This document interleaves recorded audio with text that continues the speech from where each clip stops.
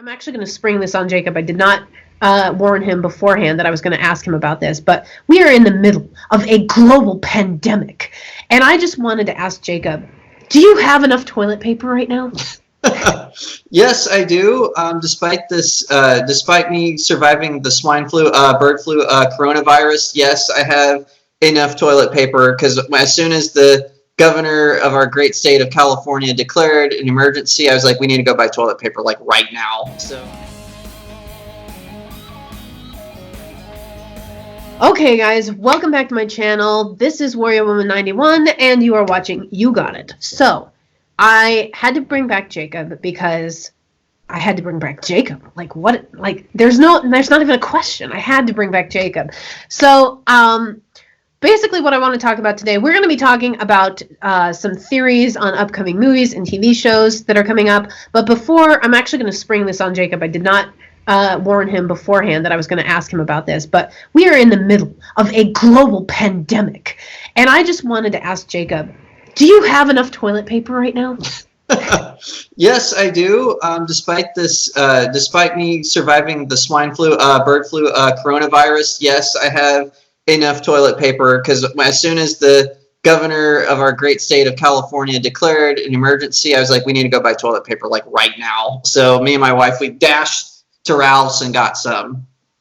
I wanted to bring up the coronavirus for a couple of reasons. First of all, learn what the word pandemic actually means before you start throwing it around. And second of all, learn statistics, find out like real facts. Don't just listen to people telling you to panic, telling you to rush the stores and buy everything out of the stores. We're not running out of toilet paper. Everything was restocked last night at my stores. Everything's fine.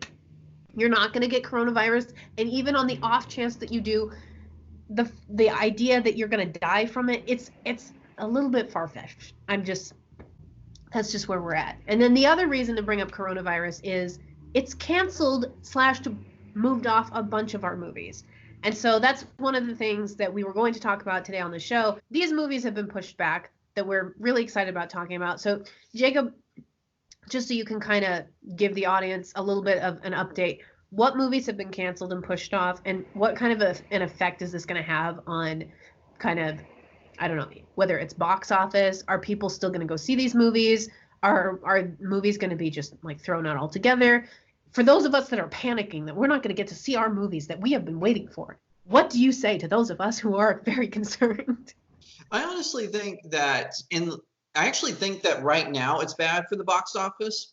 And if the movie companies want to switch to digital only, like if Netflix and Hulu and Disney Plus and HBO Max, they all want to step up, this is their time. Do it now. Just do it. Because, in fact, I actually read Neon Taster say that he even suggested that Disney and Warner Brothers and Sony release their upcoming films on these digital platforms, but it doesn't look like they're doing that. Netflix has been releasing like just some of their original stuff, which actually have been getting better. I've got to give them credit. Their movies are getting a little better, but still, I honestly think when those movies do come out, people are just going to be so excited that Black Widow, A Quiet Place Part 2, and all of these great films are coming out that I think you might see the box office suffer a little bit, but I think a lot of people are going to be excited that these movies finally came out. It was kind of how the fan reaction to the Sonic the Hedgehog film. Of course, that was for a different reason that film got delayed, but and the same with The Hunt. The Hunt got delayed a whole year because of the controversy surrounding its trailer and its synopsis. But it looks to me like it's not been hurt by that delay. So sometimes it hurts it, sometimes it doesn't. Death Wish, the remake with Bruce Willis, it got hurt because it didn't delay its opening. It was, of course, it's a movie, for those unfamiliar, Bruce Willis plays this vigilante who just goes around and he's like the Punisher. He just goes around and shoots bad guys. Mm-hmm. But it got released right after a school shooting, and it just looked, they did delay it like 2 weeks, but it still kind of looked bad. I don't know why. The movie plot had no connection to the incident, but it just kind of appeared to people that they were being insensitive. So I actually think that people's anticipations are going to be so built up, they're going to go see all these movies. And some people may like go to see like the noon showing of Black Widow and then go see like the 2:30 showing of A Quiet Place. Like they'll just sneak into the theater. So I have a feeling that we're going to see a lot of theaters assigning seats because of this. I think that there's two different things that could happen with this. Number one, I agree with you that this is a perfect opportunity for streaming services to basically come and destroy the theater once and for all, and to be the place where people go and see movies. Number two, I think that this could destroy the movie theater. Like, I think that we're already in that direction where movie theaters are becoming less and less profitable. It's harder and harder to get people to go see movies. You see less and less things coming out in theaters.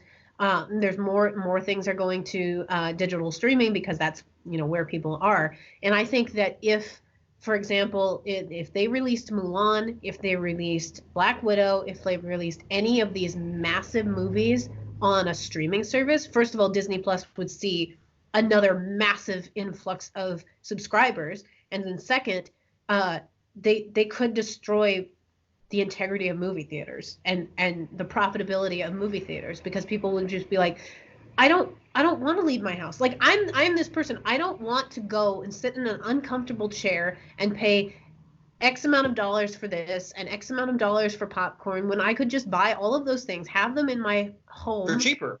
Yeah, they're cheaper. It's more comfortable. I don't have to sit next to some guy who's, you know, fantasizing that I'm his date next to him. This has happened. This is a thing that has happened to me. I would rather sit at home and watch a movie than go to the movie theater. And so I think a lot of people are like that. I don't know if you're as much in that camp as I am, but I just think that this is an opportunity for streaming services to really move in on that market. And as you say, we're not seeing that, you know, quite yet. Although I would be interested to see how much streaming has spiked during this self-quarantine, whatever voodoo thing we're doing right now to prevent the coronavirus from spreading. Well, so my whole thing is, I like going to the movie theater. I like that experience because there's just something about it. It's kind of like going to a play, it's just a fun experience. However, whenever I go to the movies, I have to be incredibly selective with what I see, which is why the Marvel films, people don't realize this. People think, oh, audiences are just stupid. They just want to see popcorn film. No, they know, even if they go see the worst MCU film, which is, in my opinion, Thor Dark World, for instance, they'll still have a little bit of a good time, and they'll want to see how it connects to the rest of the story. But if they go see, say, The Hunt, as I mentioned it earlier, I've not seen it, so I don't know if it's a good movie or a bad movie. But from what I've read, it seems like a good movie.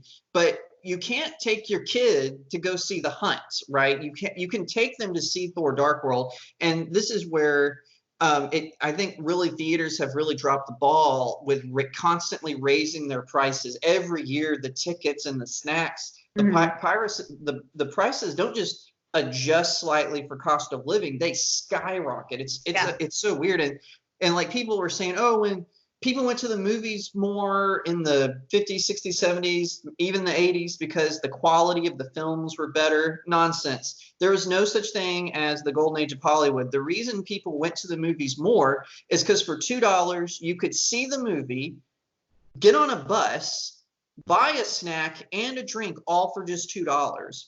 So it was a cheap way to have a good time. And so I think people misread some of that era box office returns. It has nothing to do with the qualities of films. It has some of that is true, but to me right now, as the movie quality as far as storytelling drops, and the tickets skyrocket, should I go see Birds of Prey or should I go see Sonic the Hedgehog? Sonic the Hedgehog is a way better film, and I can take my nephew to see it.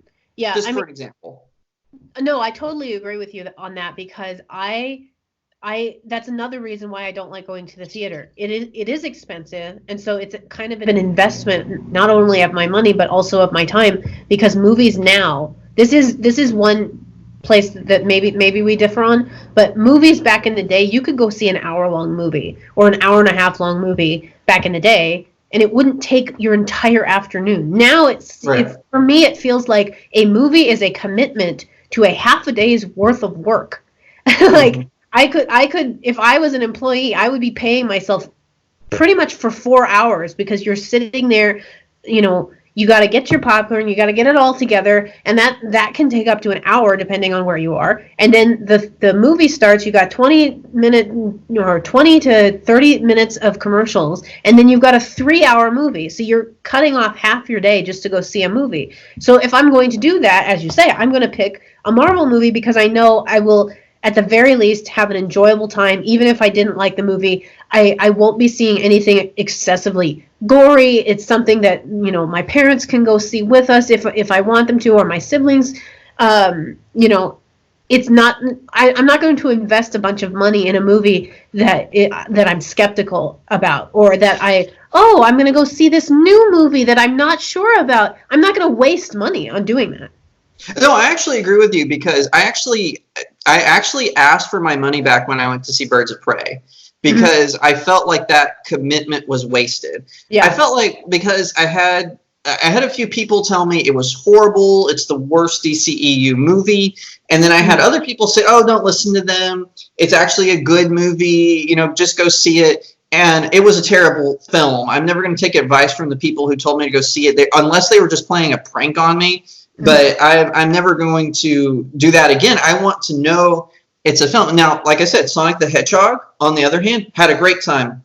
I played the very first Sonic the Hedgehog Sega game on Sega Genesis. So I had a great time with that film and everything. So I'm going to be I agree with you about the commitment. That's why I'm so selective. And that's why, you know, as a movie reviewer, I tend to wait till stuff comes out on Redbox. That's why you'll see at the end of the year, all of a sudden my blog just has a slew of movie reviews, because all the good stuff doesn't come out till the end of the year. So, and I actually like going to Redbox. They always have great coupons. You can build up points and get free movies, something you can't do with a lot of these, even with VIP access clubs that these movie theaters have. Yeah. My sister's actually really into Redbox, and I'm just lazy. And so if it's not going to come up on a digital version, and if it's not like a big name, either a Marvel movie or like Wonder Woman, I'm going to go see. But basically, the only movies I see are Disney movies, like whether either Marvel or a straight up Disney movie or something like that. There's very few movies that I ever see in the theater. I cannot name the last movie that I saw in the theater that was not a Disney movie. That was not a Disney. Well, I agree with. Well, did you see Spider-Man: Far From Home? Because technically that was Sony. I don't think I saw that one. Oh, okay. Well, then never mind. I saw Homecoming. I didn't see the second one. Well, here's something else to point out. Like you said, the digital streaming.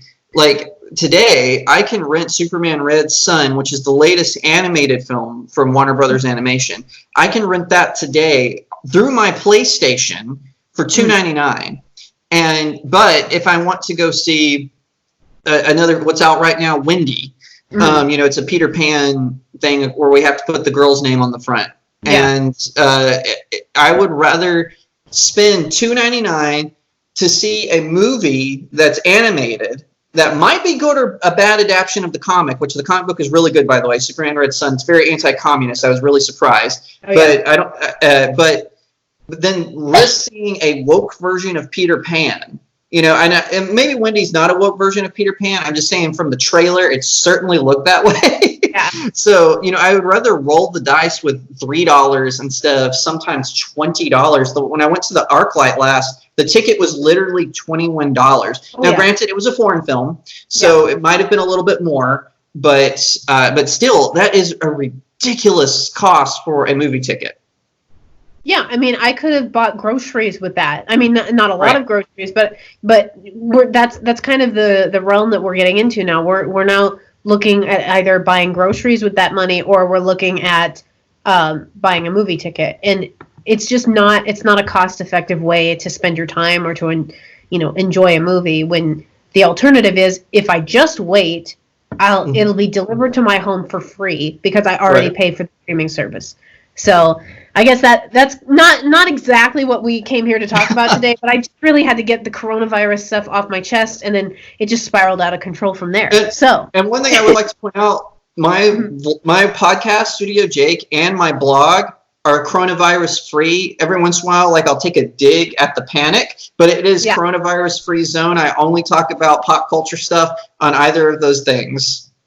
Well, I was going to make my YouTube channel coronavirus free, and then I just thought, you know what, clickbait.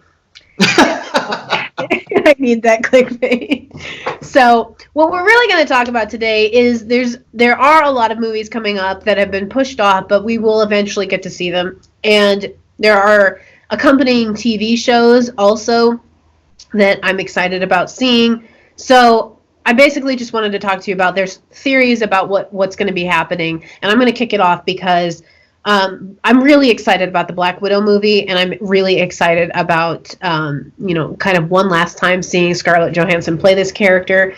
But I've been conflicted, and I know you've made fun of me for this before, but I was really bummed out that Black Widow and Hawkeye were not a thing in the MCU because I was really attached to that pairing from cartoons and various comic books, because they're traditionally, or at least in the ones that I've seen, they were traditionally a pair.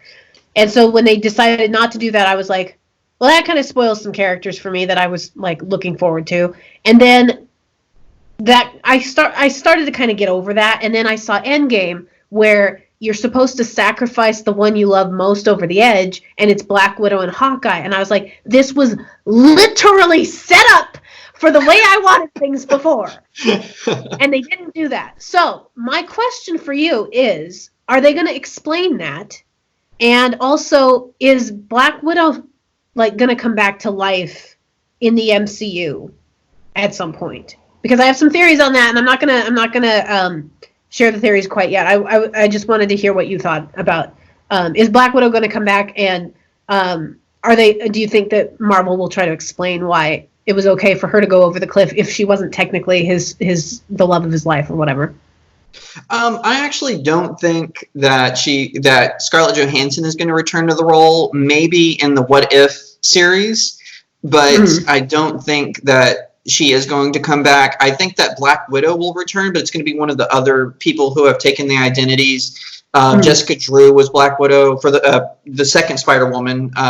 Who in the comic books, she was Black Widow for a while. The Ultimate Comics, they had a menagerie of different characters who took on the role. So there's this one that seems to be forgotten, but she was actually an American Black Widow, but she was in like the 80s, and people have kind of forgotten about her. So I don't know it. She's not even on the Wikipedia page actually, which is kind of funny.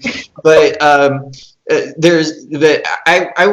I think that probably the sister that's introduced in this one, she's going to come as the new Black Widow. She's the actress, her name escapes me, but the actress who's playing her has kind of denied this, but to me it was kind of the denials they had over when they said they weren't recasting Bruce Banner for the first Avengers film, that Richard Norton was coming back, and then, oh look, we have Mark Ruffalo. So I think yeah, surprise. Yeah, exactly. So I honestly think that even if they don't choose that actress, like they'll make some excuse that she was younger and that, so they're going to have an older actress to play the part. I think that character is the most likely choice, but I don't think Scarlett Johansson's character, Natasha, is going to come back. I think it's going to be a legacy being passed on. So that's interesting. So basically, my theories about two of my 4 theories I have for you today are about Black Widow, and so they're kind of weird. So there's this one camp of people that think that Black Widow isn't dead because Cap returned the Soul Stone, right? Cap was supposed to go back in time and return all the stones, and so if he returned the Soul Stone, doesn't he get he's basically going back to Walmart and saying, okay, sale has been, I need to exchange this thing that I got that I now don't need or whatever. And so then does that mean Black Widow comes back? And then the second theory is that when Hulk said that he tried to get Natasha back when he snapped his fingers, they say that, oh, well, of course she didn't come back to Earth, but she did come back on Vormir, and she's just been hanging out on Vormir all this time. So what do you think of those 2 theories about the Black Widow phenomenon? I don't agree with the Soul Stone one, because I honestly think returning the Soul Stone to Vormir, to me, Red Skull didn't give any indication that was the case. We do know Red Skull is free because, according to, I want to say like the novelization or something makes a reference because he was cursed, but once the Soul Stone gets released, he is released. So I honestly think they're just putting it there. I don't think that reverses what it would do. But I think that the theory that Hulk snacks his finger, that's the most likely one. I have heard this. I still think, to me, that death, though, was kind of like Loki in Infinity War. When you take it out, and this is kind of a problem I have with the Loki series, is, to me, it takes away the meaning of the sacrifice of the character. Now, Infinity War, Loki's death didn't really have, spoiler alert, didn't really have a meaning, but it unsettled the audience. Like, you go, oh my gosh, this is serious. You know, Loki's been a main character in the series. And so he's this died is a so serious many moment. times before. Right, yeah, exactly. And so I think that if they did bring her back, it would kind of water down her sacrifice, because one of the things that people were hoping to see, the undercurrent. This wasn't a huge deal, but there was some fans saying, because in Age of Ultron she doesn't pick up Thor's hammer. There was a fan theory that she's actually worthy. And so she does have like this undercurrent of fans who would probably like to see her come back. But I honestly think, and if she came back, I would be happy. Heck, like I said, I'm going to go see the prequel. But I think that, but I honestly think that would water down Avengers Endgame. And I know there's this battle: is Infinity War better than Endgame? I say Endgame is better because of how it ended Iron Man's story arc. That's just my opinion. Don't come for me. But definitely go for him. Now I'm on Parler, so you can really come after me. But not just 4, there's 5 now. So that's just my take on that. But I do think that the Hulk one is more likely. So I know you have a couple theories to bring to the table. Are any of them like Marvel related? Yes, actually. Okay. If you want to put forward some of your Marvel theories, the floor is yours. Yeah. So I actually have one that kind of has 2 conflicting films, and so I actually would like to know your thoughts on what you think is the most likely on this. One is the New Mutants is connected to the MCU. That's why when Disney got a hold of Fox, they delayed its release, is because Disney wanted to put some MCU references into it. And so the New Mutants is going to introduce the X-Men and mutant kind into the MCU broad. My problem with this theory is I feel like if mutants had been... My problem with this is twofold. One is that in the comic books, the New Mutants come after the X-Men, not before. But my other problem would be, well, if the New Mutants takes place in, I want to say, the 90s. So you're saying that they've been around since the 90s, or at least people have known about them. So why have they been able to keep silent up until Endgame? The other theory is Omega Red, which is a Wolverine villain. He was part of Weapon X kind of after Wolverine escaped, and hates Wolverine because all the villains hate Wolverine for some reason. Omega Red is going to be introduced in Shang-Chi and as a fighter, and that is not really to introduce the X-Men, but just to kind of test the waters on fan reaction to introducing the X-Men. My understanding is Shang-Chi is going to be kind of based on The Game of Death, which is the film that Bruce Lee was filming when he passed away. It's going to be similar to that, and Enter the Dragon is going to be kind of like a combination of those films. So those are 2 theories that I have heard. I like the New Mutants theory better because I think it would be simpler, but as opposed to just testing the waters, it's just like, in your face, mutants are here.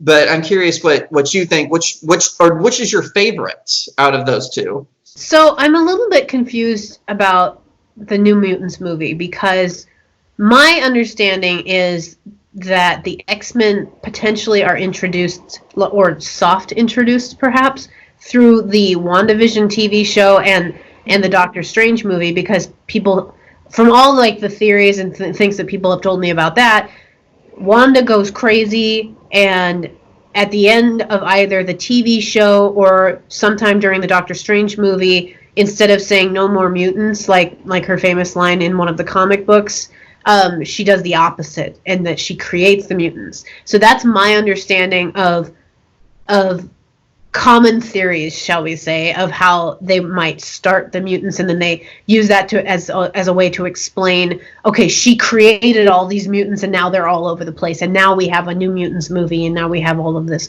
But I don't know where the New Mutants movie actually. Do you know when that's supposed to come out? When is that? Is that before? Well, or that's after? another one that got delayed, so we actually don't know when it's coming out. It was supposed to come out, I want to say in the summer, but it got delayed. I honestly think it got delayed because Black Widow got delayed. They didn't want, because it was going to come out later. So I honestly think that was why they did that one. So that's interesting. So it was supposed to come out this summer, and they just recently moved it? Yeah, they moved it because of the coronavirus. Okay. So maybe that blows my theory out of the water then, because if it happens before the WandaVision series and all of that, then maybe she doesn't have a role in the whole mutants thing. But I don't know. I'm again, everything keeps getting moved around, and so when the timeline gets moved, then my theories get wrecked. So that's why Hashtag wrecked. yeah, I mean, it's just like it is a frustration because you do have to explain to the audience to a certain degree. We've had all of these superheroes for so long, and now we've also had mutants around for so long, we just didn't know about them. Like, you've got to explain that. You've got to have some sort of an explanation. And the best one that I had heard was that Wanda, in a rage, like, used her magic and created them. And so that, if that's not the route that they're taking, I just wonder how they're going to fix that. So I don't know if that's a question other than making it more confusing. Well, there's different views on how the mutants got introduced, because some say they appeared in ancient Egypt. That's why Apocalypse is so powerful. He was one of the first mutants. Some say they've been evolving since humanity. And then I believe in the Ultimate Comics, which no one should ever refer to the Ultimate comic books except for the Iron Man origin written by Orson Scott Card. But anyway, rant over. In the Ultimate Comics, they were created because of the super soldier serum. Like like spies escaped with it, but with some like older versions of it, and that's what created the mutants. And in fact, that actually leads Magneto to surrender because he always thought that mutants were just superior. So in the Ultimate comic books, he surrenders, and then Cyclops kills him. Spoiler alert, but I don't care. I don't see that happening in the films. I don't know how they would connect all that, but my understanding is it's in a series called Ultimate Nightmare where that happens, because in the Ultimate comics, again, the Mjolnir is metal instead of stone, and so Magneto steals it from Thor and is able to use his powers, and all this crazy stuff happens, and somehow he finds out this thanks to Nick Fury. So I think that I don't see the movies duplicating either of those origins. I think the Wanda theory, I actually hadn't heard that before. So that's actually a possibility. That's because that was at the end of House of M when she did that. That's why it's called M Day in the comics. That, of course, led to the Avengers versus X-Men, which is an awesome comic book series, by the way. So, I mean, there's so many different ways that they could take that. Like, that's the theory that I like the most, which is why it's the one that I like to like tout everywhere, because I just hope that I'm not disappointed that they don't go that route, but they go a different one that's also equally as interesting. That's just the one that I like because I'm a huge fan of Scarlet Witch. So did you have any other Marvel theories to contribute to the Marvel conversation? There was one other, and it's that the X-Men have been in the MCU the whole time. I don't really, because with the exception of Captain America and Captain Marvel, the most of the movies start in the early 2000s, right? And then it just keeps going.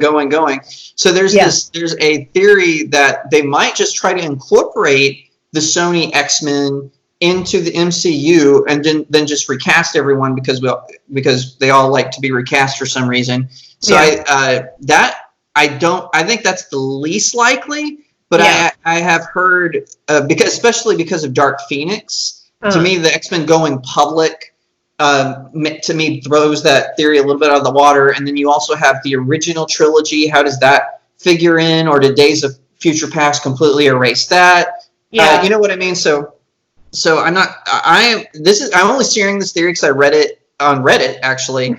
So I read it on Reddit, but I actually thought that was a compelling idea, but I don't think it's true. What do you think? Well, that I never actually thought about that. It's an interesting way, like maybe that's not true. I didn't think about it as an option that somebody was going to go with. I thought about it in my own, like, wouldn't it be funny to pretend like these movies were actually a part of the Marvel universe and they just happened alongside, but the other movies didn't cross over. But I just don't know how you reconcile that. How do you? It's just so.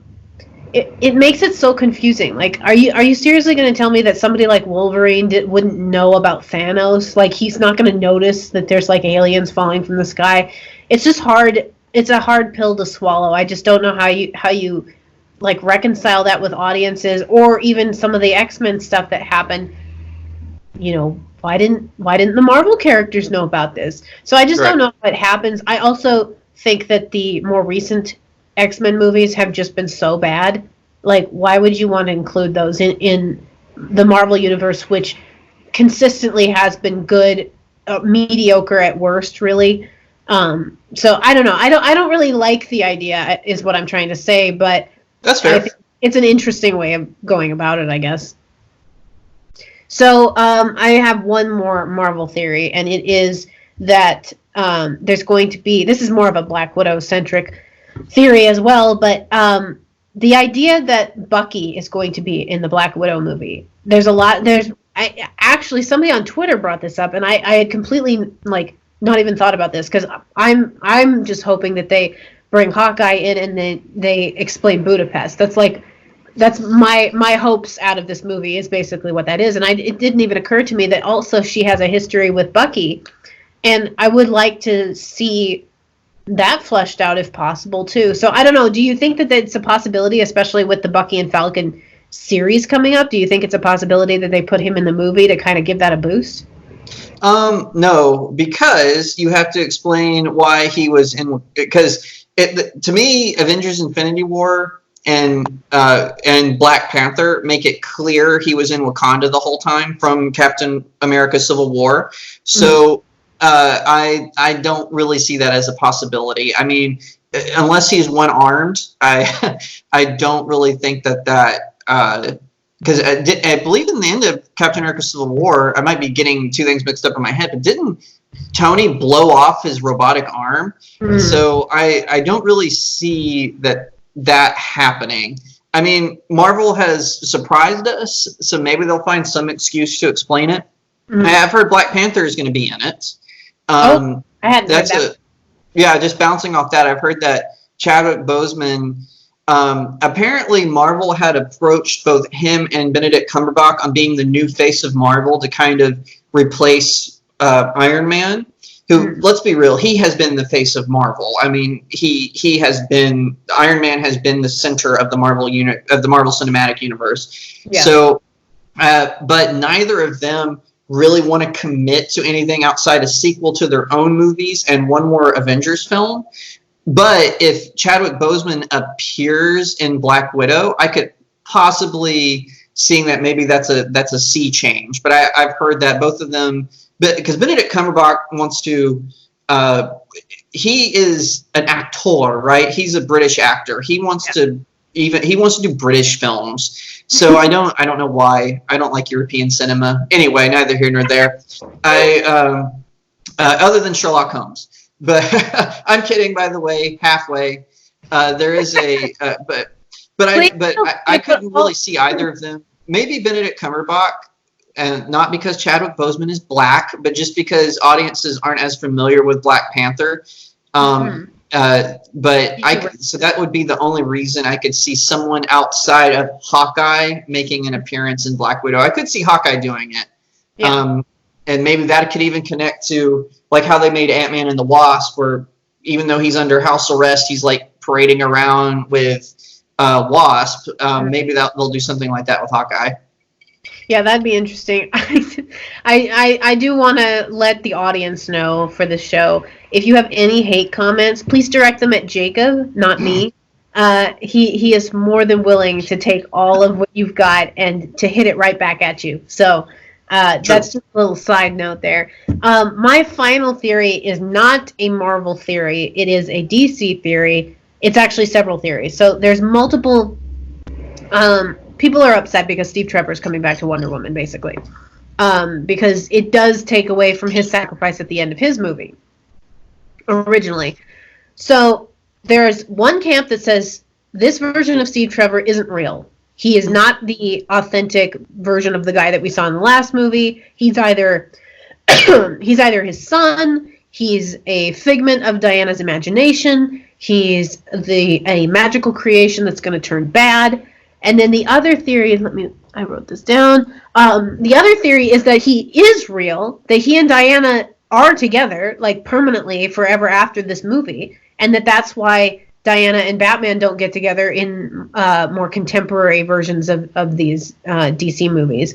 So I guess what's your thoughts on Steve Trevor? Is he real? Is he not? What can we expect from this Wonder Woman movie? I honestly think that he is a clone who thinks he's real. Maxwell Lord in the comic books has done cloning. So I honestly think now, this is an out there theory, and I've not read this anywhere. This is just a guess, but it could be that it's Clayface, because Wonder Woman because here a lot of people don't know this. Clayface, actually, the original one, not Matt Hagen, the one before him, Basil Karlo, he actually became a Wonder Woman villain for a while in the comic books. A lot of people don't know that. So it's possible it's something like that, but I honestly think that's just something I thought of. I thought, oh, what if he's Clayface? That's probably just wishful thinking. Yeah. But the clone theory to me makes more sense because whenever he's with Diana in the scenes in the trailer, he's very disoriented at what he's seeing, right? It takes place in the 80s, so they have like all this weird high art that only people who make, above $1 million a year and Dan is like, oh, it's art, and then he looks at the trash can and all that. And so I honestly think it's a clone from Maxwell Lord who thinks he's real, and I think at some point it'll be kind of like the RoboCop moment where Maxwell Lord tries to, this could be a potential spoiler, but Maxwell Lord tries to get him to kill Diana, but then like his love for her will overcome, and then we'll see whether he stays alive, and like that could answer the question of where have you been, Diana, from Batman versus Superman and Justice League. That's actually super interesting, and interesting not only for the substance of the theory, but I just recently as in last night, there's an episode of Star Trek Enterprise where they have to grow basically a clone of one of the most beloved characters on the show in order to save the life. I don't know if you've seen this episode, but I've seen them all, so continue. Okay. So they have to grow a clone of one of the most beloved characters on the show because he's about to die, and they have to get like the brain tissue or whatever in order to save his life. And they end up becoming super attached to this clone, but he's only got a 15-day lifespan. And ultimately, the clone has to choose on his own to save his originator's life, and he has to sacrifice his own life because the operation to save the other guy's life is going to kill him. And so that's kind of what you're talking about with Steve Trevor. He's now a clone of this guy, and now he's got to decide on his own. Does he have the same feelings for Diana that the original guy did, and is he going to follow through on that, if that makes sense? So that's just kind of pulling in stuff that I've been watching, and I was super, oh my gosh, I cried at the end of that episode, Jacob. I'm such a but that's the kind of thing that appeals to me. So that's a really interesting theory that I actually kind of hope, if Steve Trevor isn't real, that would be a really nice way to go about it. Because like one of the things that even like I have said was, where has Wonder Woman been this time? Has she just been a shut-in up until Justice League? And has she been self-quarantined from the coronavirus? Maybe, but if a clone of Steve Trevor comes back, that would explain it. Because even if you go from, because he looks like, I guess a conservative estimate for Steve Trevor would be in his late 30s, maybe, right? And so you jump 30 years, well then by then he's old enough where he could have passed away. So I think that would, she does the Captain America thing, right? She goes back, she just goes into hiding until he passes away. And that also might explain why she's so sad in Batman versus Superman. So, and in Justice League, because I remember some people were criticizing Joss Whedon because she mentioned Steve Trevor like 4 times in Justice League. But if he came back through cloning or through magic, whatever, that might explain why he's so fresh in her mind during those events. It's interesting to me. This is another theory that I actually didn't include, but I really would like this to happen. This is just like a wish list of Kelly's. Apparently, in one version of the comics, Steve Trevor and Wonder Woman have a daughter named Lita or something, or Lita. I don't know how to pronounce it. I'm not familiar with that story arc, but I don't doubt it. Yeah, well, anyway, I would like to see that happen. Like, I think that would be really interesting because Steve Trevor obviously is mortal, and so he's going to die at some point. But for Wonder Woman to have a daughter that probably is immortal like her, that's somebody that could live on. If that makes sense. Like, I would like to see Wonder Woman have some sort of, I don't know, familial relation, because obviously Steve Trevor can't live forever, and she can. And so if she had somebody like her daughter there, I don't know. I just think that would be a really interesting dynamic. I don't know what you think about that. That would be fine. That would be a very interesting way to introduce Donna Troy or Cassie Sandmark. Neither of them are related to Diana, obviously, other than one is actually from Amazon Island and the other isn't. But that would be an interesting take on that if they decided like that's how they're going to introduce the character. Now we know in the DC EU, Zack Snyder doesn't like legacy characters because we found out everyone thought that the Robin suit in the Batcave in Batman vs Superman was Jason Todd's, but in fact. People have proven that it's actually Dick Grayson, because in the graveyard scene you can see Dick Grayson's gravestone. So, he has a problem with legacy characters, I guess, which is another reason why I think he's a hack. But anyway, I won't digress. My final theory. Sorry. Were you done? No, go ahead. Okay. My final theory is that the DCU is not over. Warner Brothers is lying through their teeth that it's over.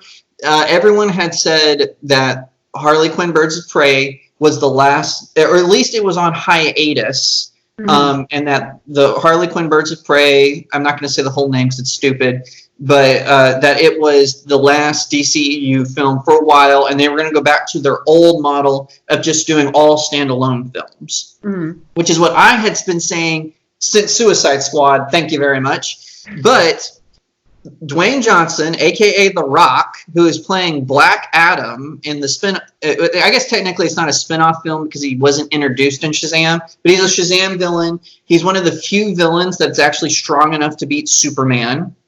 And he posted on Instagram a picture of him training, which are always so awesome.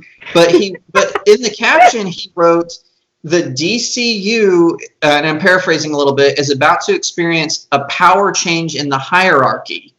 And he said DCEU. So this leads me to think that either Wonder Woman 1984 or the upcoming Flash film are going to rewrite the events of Justice League and Batman vs Superman. And so that's going to bring in Robert Pattinson's Batman. It's going to bring in it's a different Superman, but I'm not convinced that Henry Cavill is done being Superman. I'm just not convinced of that. So I think they're going. I think it would be a waste. It just seems like a waste of somebody who really looks the part. And I always say that Zack Snyder is a hack. However, Man of Steel was carried by Henry Cavill and Amy Adams. They were great in their roles. Yeah. And that's the only thing that saves Man of Steel from being obscure, like Batman versus Superman. And possibly the Snyder cut of Justice League. Yes, come for me at Real Jacob Airey Twitter. Help yourself, Snyder cultist. But anyway, I honestly think that Warner Brothers is lying. I think that they're just responding to Joker's success. That because it's a standalone film, as even the director has said this. No one's kind of hinted that it's connected to anything. So I honestly think that that's my theory, that the DCEU is not over, that Warner Brothers is just going to kind of do like these smaller films, but then they're all going to connect somehow. Like I said, possibly their Wonder Woman 1984 or the Flash solo film. Mm. Well, I think that basically what we can take away from this is that we don't know anything. Yes. Evaluated to sip. Yes, that is true. That's just kind of how I feel about this, because there's all these things that I want to happen, and there's all these things that you want to have happen. And so more often than not, the things that I want to have happen specifically don't happen. And so I'm just really hoping that some of these things that I think sound really cool, like the WandaVision stuff and the some of the Black Widow tie-ins and some of the stuff that you brought to the table today, I wish that people would watch this show and get ideas from us. Basically. You guys need to, pay attention. I think that's an important thing that any franchise needs to be aware of, is to take into account what the fans want. Because as we saw with Star Wars, if you don't do that, then people aren't happy. And then people don't go see your movie. And then your movie bombs. And then you become the laughingstock of the internet, because Star Wars was the one thing you can't mess up. And Disney. And so I just hope that Disney doesn't, stumble or trip and fall the way that Star Wars has. And I hope that they try to continue to have some respect for what the fans want, and, keeping characters' integrity intact and all of that kind of stuff. And just to show that the opposite is true, like you said, when you insult the fans, they're going to react, because they all forget fans put butts in the seats. But am I allowed to say butts on this show? I don't know. But but the opposite is true too. When the fans reacted bad to the first Sonic the Hedgehog trailer, Paramount delayed it, redesigned him. They say it cost like $5 million, and guess what? The fans rewarded them. It was number one at the box office for 2 weeks straight, and stayed in the top 10 another 2 weeks. So fans reward, and also too, Sonic the Hedgehog, you can read my review of it. It doesn't follow the video games or the cartoons. It establishes its own story, but because they gave fan service, which is a good thing, to the audiences, the fans said, hey, we're not just going to go ourselves. We're going to bring our kids. We're going to bring our wives. And then all the gamers show up as well. People make fun of crowd pleasers and fan service, but that's what makes money. And that goes for films unrelated to comic books and video games. If you just, like this upcoming, or it's already out now, sorry, the Invisible Man adaptation, my understanding is, when I first saw the trailer, I was worried they were going to turn a great horror story by H.G. Wells into a Me Too moment. But now I haven't seen it yet, but I talked to another conservative movie buff, and they said, no, it's not that at all. They just made it a really good, scary horror film. And it's doing really well at the box office. So it goes not just for comic books and video game adaptions. It goes for, even like high fiction like The Invisible Man. Yeah, I mean, that is the takeaway from this episode. Listen to the fans, you guys. Listen. Right. You're not making movies just for yourself in your little box. If you were doing that, then you wouldn't be putting them in theaters for other people to watch. If you're making something for other people to watch, you need to kind of think about what those people want to see if you want to make any money. So that's basically what I've got for you guys today as far as fan theories. I thank you again, Jacob, for coming on the show and putting up with me once again. Even though I love to give you crap, you are one of my favorite guests to have on my episodes. So now Jacob's going to go off and cry, but it hits him right there. So everybody can go over to Jacob's channel, Studio Jake, like his videos, just go through like all of his videos. Subscribe to his channel, ring the bell so that you get notifications, and then circle back to my channel and like this video, subscribe to my channel, and ring the bell so you get notifications, because we have to do all of these things. It's so complicated nowadays. One of these days I'm going to have my own platform and you guys can just press one button and it's done, but we have to be complicated until that happens. So thank you again, Jacob, for coming on the show, and I will talk to everybody else again on the next episode.